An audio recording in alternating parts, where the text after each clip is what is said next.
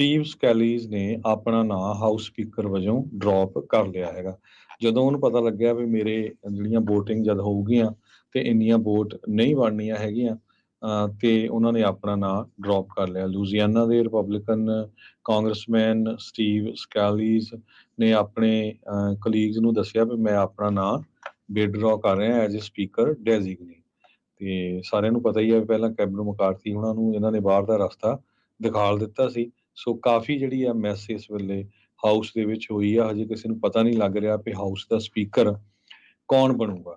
ਤੇ gym Jordan ਜੋ ਓਹਾਇਓ ਦੇ ਆ, ਉਹਨਾਂ ਨੂੰ ਵੀ 113 ਵੋਟਾਂ ਹੱਕ 'ਚ ਪੈ ਰਹੀਆਂ ਲੱਗਦੀਆਂ, 99 ਉਹਨਾਂ ਦੇ ਉਲਟ। ਸੋ ਉਹਨਾਂ ਦੀ ਵੀ ਜਿਹੜੀ ਸਿਚੁਏਸ਼ਨ ਆ ਕੋਈ ਬਾਹਲੀ ਗੁੱਡ ਨਹੀਂ ਲੱਗ ਰਹੀ ਹੈਗੀ। ਸੋ ਸਿੰਪਲੀ ਕਹਿੰਦੇ ਇਹ ਮੈਥ ਪ੍ਰੋਬਲਮ ਆ। 217 ਦੇ ਕਰੀਬ ਵੋਟਸ ਚਾਹੀਦੀਆਂ ਸਪੀਕਰ ਨੂੰ ਸਪੀਕਰਸ਼ਿਪ ਬਣਨ ਦੇ ਲਈ। ਤੇ ਕਹਿੰਦੇ ਵੀ ਪੌਲ ਰਾਇਨ ਇਸ ਫੈਸਿਲਿਟੀ ਦੇ ਵਿੱਚ ਹੈ ਨਹੀਂ। ਉਹ ਕਾਫੀ ਵਾਈਬਲ ਕੈਂਡੀਡੇਟ ਸੀ। ਇਹ ਵਿਸਕੌਨਸਨ ਤੋਂ ਕਾਂਗਰਸਮੈਨ ਰਹੇ ਆ, ਬਹੁਤ ਹੀ ਰਾਈਜ਼ਿੰਗ ਸਟਾਰ ਸੀ। ਪਰ ਕੁਝ ਸਮੇਂ ਦੇ ਲਈ ਉਹ ਫਿਰ ਛੱਡ ਕੇ ਚੁੱਪਚਾਪ ਆਪਣੇ ਘਰ ਚਲੇ ਗਏ।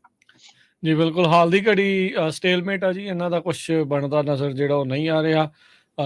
ਦੁਨੀਆ ਭਰ ਦੇ ਵਿੱਚ ਆਪਾਂ ਨੂੰ ਪਤਾ ਹੀ ਆ ਵੀ ਜੋ ਕੁਛ ਇਸ ਟਾਈਮ ਚੱਲ ਰਿਹਾ ਆ, ਉਧਰ ਇਜ਼ਰਾਈਲ ਤੇ ਹਮਾਸ ਦੇ ਕੌਨਫਲਿਕਟ ਨੂੰ ਲੈ ਕੇ ਵੀ ਜਿਹੜਾ ਕੋਈ ਲੱਗਦਾ ਨਹੀਂ ਆ ਵੀ ਅਜੇ ਕੋਈ ਸੁਲਝਣ ਵਾਲੇ ਪਾਸੇ ਨੂੰ ਜਿਹੜਾ ਉਧਰ ਵੱਧ ਰਹੇ ਆ। ਤੇ ਇੱਧਰ ਇਹਨਾਂ ਦਾ ਅੰਦਰੂਨੀ ਕਹਿ ਲਓ ਵੀ ਫਾੜ ਜਿਹੜਾ ਆ ਉਹ ਇਸ ਪੂਰੇ ਚੀਜ਼ ਨੂੰ ਸਟੇਲਮੇਟ ਕਰ ਰਿਹਾ। ਮੰਗਲਵਾਰ ਨੂੰ ਵਾਪਸ ਆਏ ਸੀਗੇ ਜਿੰਨੇ ਵੀ ਹਾਊਸ ਦੇ ਰਿਪਰੈਜ਼ੈਂਟੇਟਿਵ ਸੀਗੇ, ਸੋਚ ਰਹੇ ਸੀਗੇ ਵੀ ਮੇ ਬੀ ਕੱਲ ਨਹੀਂ ਤਾਂ ਅੱਜ ਤੱਕ ਕੋਈ ਨਾ ਕੋਈ ਸਪੀਕਰ ਜਿਹੜਾ ਉਹ ਬਣ ਜਾਊਗਾ।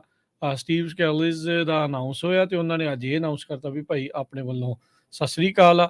ਹੁਣ ਇਹ ਨਾ ਹੋਵੇ ਕੈਵਿਨ ਮਕਾਰਥੀ ਫਿਰ ਜਿਹੜਾ ਉਹ ਰੇਸ ਦੇ ਵਿੱਚ ਆਉਣ ਤੇ ਇਵੈਂਚੁਅਲੀ ਫਿਰ ਕੋਈ ਨਾ ਕੋਈ ਡੀਲ ਸ਼ੀਲ ਬਣਾ ਕੇ ਜਿਹੜੇ ਉਹ ਬਣ ਜਾਣ। ਪਰ ਹਾਲ ਦੀ ਘੜੀ ਇਹ ਕ੍ਰਾਈਸਿਸ ਜਿਹੜਾ ਆ ਹੋਰ ਵੀ ਜ਼ਿਆਦਾ ਡੂੰਘਾ ਹੋ ਗਿਆ। 217 ਵੋਟਾਂ ਕਿਸੇ ਦੇ ਹੱਕ ਦੇ ਵਿੱਚ ਨਹੀਂ ਆ ਰਹੀਆਂ।